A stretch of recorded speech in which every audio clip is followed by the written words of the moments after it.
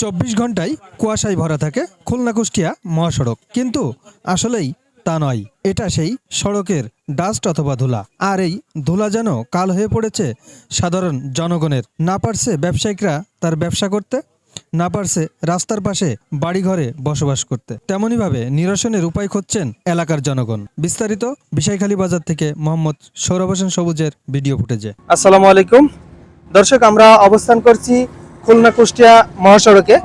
আপনারা জানেন যে এটা কিন্তু 6 লাইনের একটা কাজ চলছে। হয়তোবা প্রজেক্টটা এখনো পর্যন্ত 2026 সাল নাগাদ কিন্তু এই প্রজেক্টটা শেষ হবে। তো সেই সূত্রে এখানে আপনারা দেখছেন যে বিভিন্ন গাড়িগুলো আসতেছে, যেখানে আসলে পরিবেশ যেভাবে দূষিত হচ্ছে এই ধুলাবালুতে, অর্থাৎ রাস্তার যে ডাস্ট আছে এই ডাস্ট থেকেই কিন্তু এই ধুলাবালি চলছে। তো সেই ধুলাবালিকে কেন্দ্র করেই কিন্তু এখানে যারা সাধারণ পাবলিক আছে, সাধারণ জনগণ আছে, তারা কিন্তু ইতিমধ্যে অনেক দুর্ভোগে তারা ভুগছেন।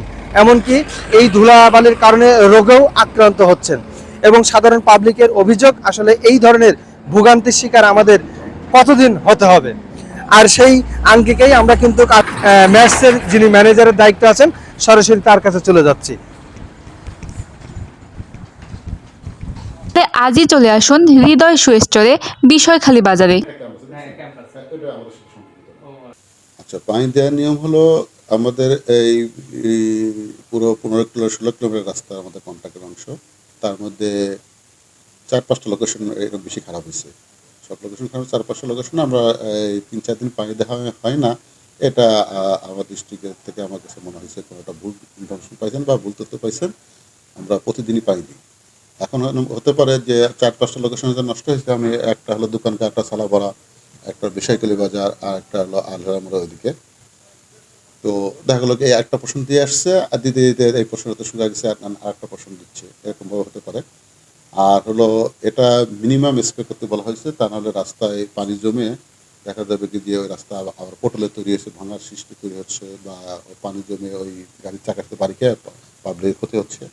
এসব মিলে শুধু ডাস্টটাকে রিমুভ করার জন্য যে পরিমাণ যেহেতু মিনিমাম কোয়ান্টিটি না দিলে হয়, ওইটুকু কোয়ান্টিটি আমরা স্প্রে করার নিয়ম আমরা সেটুকুই করি।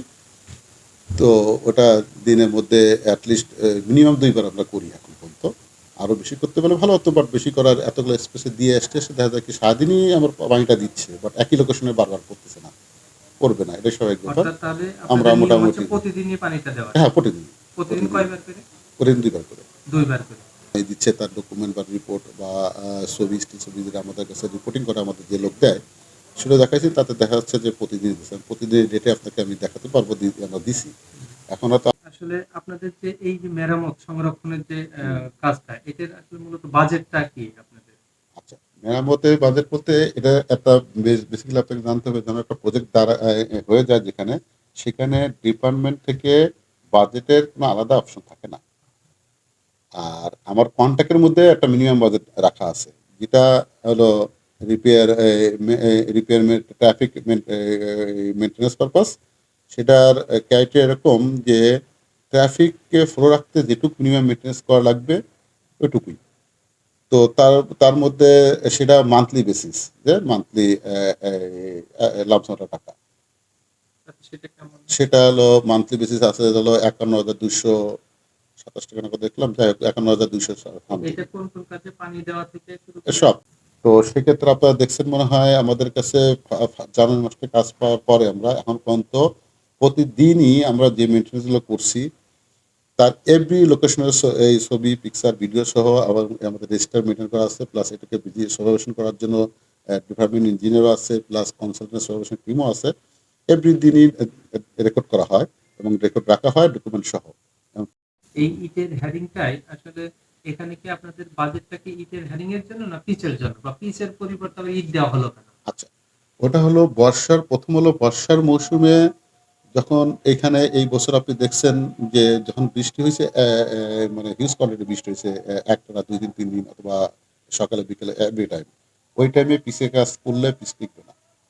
আর ইনস্ট্যান্ট ওই কয়েকটা 4টা লোকেশনে না 8-6টা লোকেশন আমরা ডিফাইন করছিলাম, ওই লোকেশনগুলো যদি ইমিডিয়েট ব্যবস্থা না নেওয়া হয়, পুরো রাস্তাই হয়তো আলাদা হয়ে যাবে, ডিভাইডেড হয়ে যাবে, চলাচল ব্যবস্থা থাকবে না।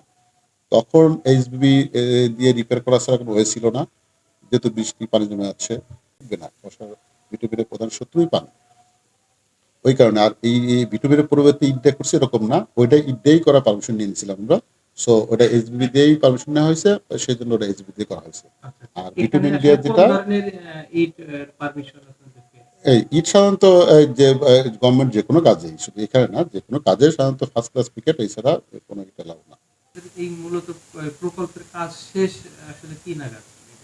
আচ্ছা, আমাকে এখন ডকুমেন্টের মধ্যে কথা বলতে হবে। সেই হিসেবে আমাদের হলো 24 সালের জানুয়ারি মাসে অর্ডার পাওয়া 30 মাসের জন্য, তাতে 2026 সালের জুলাইয়ের 3 তারিখ হলো প্রকল্প শেষ হওয়ার কথা। নতুন করে ঢোকার কোনো স্কোপই নেই। তিনি দায়িত্ব আছেন যে ম্যাক্স কোম্পানি, এই কোম্পানির কাছে আমরা কিন্তু আজকে আসছিলাম এবং তারা কিন্তু একটা আশ্বাস কিন্তু দিয়েছে যে এই রাস্তাতে প্রতিদিন 2 বার পানি ঢালার নিয়ম আছে এবং সেই নিয়ম অনুযায়ী পানি ঢালবে এবং এই রাস্তা খুব দ্রুতই সাধারণ জনগণ যেন এইটা থেকে নিরসন পায়, সেই লক্ষ্যেই ওনারা কাজ করে যাবেন, এই প্রতিশ্রুতি বদ্ধ করেছেন। তো সবাইকে ধন্যবাদ।